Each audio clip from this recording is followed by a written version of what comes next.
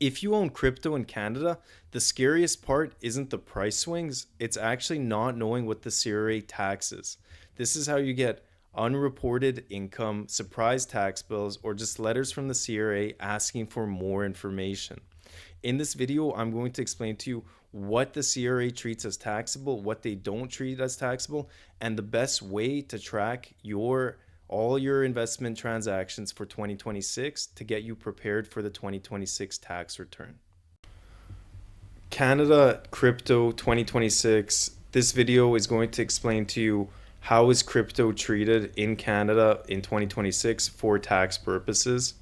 Again, if you're a professional crypto trader or you do it as a hobby, or perhaps you have a full-time job and you trade crypto on the side hoping that it'll get you through retirement one day. So you buy crypto, you sell crypto. This video will explain everything to do with Canadian taxes and how it should be treated in 2026. So one of the main things here you need to know is crypto is treated like property, like capital property, such as stocks, real estate, anything like that.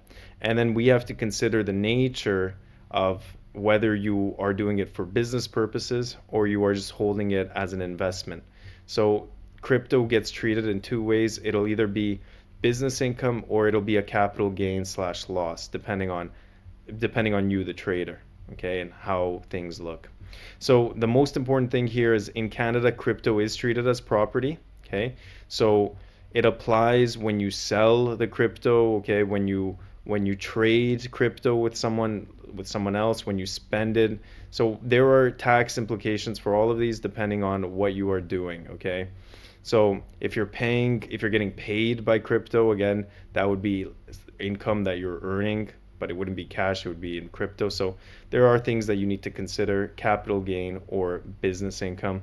So when you sell crypto, you would have a capital gain or loss, okay? So it would be a disposition and it would be treated as capital. Depending on whether you are a trader that does this for business purposes, so you are trading constantly, you're a day trader, all you do is trade, or whether you're holding on to it for a long time. So if you buy it and you hold on to it in hopes that it'll grow over time, then that would be treated as capital in nature, okay? So simply holding crypto and transferring it between your own accounts will not be considered a disposition or a deemed disposition, okay? And as well as when you're buying crypto, there wouldn't be any tax implication. The tax implication comes from when you're selling the crypto or when you are receiving crypto as payment. Then there's a tax implication, okay? So crypto is kind of like money as well. So if you receive it as payment, you have to also include that as income on your return.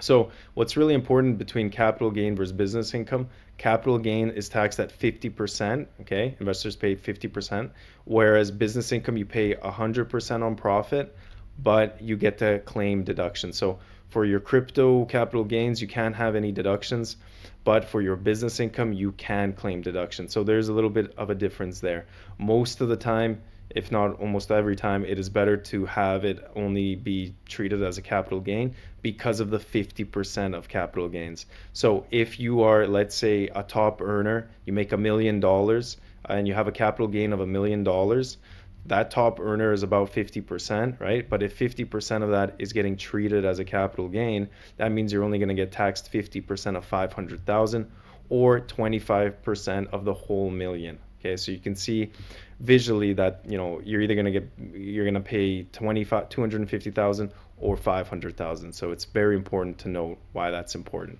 When you are tracking crypto for your 2026 year, when you're going to do your tax return for the 2026 year, you need to track every time you purchase crypto, the cost base that you purchased it, okay? The date, what the amount, the description of the crypto, but very important that you have the cost base, what you paid for it, because when you sell the crypto, you're going to need to show the disposition. And then that difference between what you paid and what you sold it for, so what you sold it for, what you paid, is whether determines whether it is a gain or a loss, okay? So the most common things you're looking at is you're either going to buy, hold, sell crypto, taxable at 50% if it's capital. You're going to do coin to coin trades. So that's taxed as if it's sold. So, you're trading coins with someone else. And your staking rewards also is taxed as income when received. So when if you are considering doing your income tax return, Wealth is the most user-friendly platform. It has a spot for doing crypto transactions and capital gains there, so very, very straightforward there. Um, Take a look in the description. If you take a look in the description and you fund your account, you get $25, which is really great. They incentivize you to start using their software. So CRA red flags to watch: if you have unreported crypto trades and you're frequently trading, and you have these odd bank deposits, there's going to be a red flag in their system. Essentially, if you're a crypto trader, a full-time crypto trader, and let's say you do really well and you start purchasing capital, real estate, cars, anything like that, that's going to raise a red flag because they're not going to see in their system that you've reported any income. So how can you afford to buy these things without having any income? So very important to note that that is also a red flag if you are a full-time crypto trader. And crypto is definitely regulated now in Canada. Okay, so it's very important that you don't do tax evasion. Okay, so taxable events include selling, trading, spending payments, mining income, all of these things where you are generating some sort of income or you have a gain from selling. These are all considered taxable events that'll need to be included in your that'll need to be included as taxable income. Okay, so if we're looking at, to summarize everything, the importance, we need to go through each one. So the first very important thing is to know whether you are doing it as capital or as business. So depending on what your nature is, the longer you hold it, the more likely it is capital. The more frequent you are with your trades, the more likely it's business income. Okay. The difference now between business and capital: capital gain taxed at 50%, business income tax at 100% of profit. So big difference here. You want it to be treated as capital if you had to choose. The next thing is making sure that whenever you are having some sort of income earned, whether it is income earned from money, crypto being sent to you because you've done a job, or you traded you bought it at a low, you sold it at a high.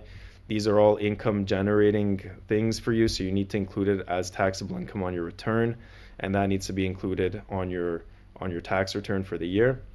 And then finally, making sure that you do show these transactions, and yet you have a spreadsheet for your cost base and what you sold it for every single transaction in the year that you sold it. Okay, so starting in 2026, you want to have every transaction from January to December, when you purchased, when you sold it, so that you can easily see what your difference is, whether you're in a gain or loss. So that's it. Make sure to subscribe to the channel if you enjoyed and this video helped you.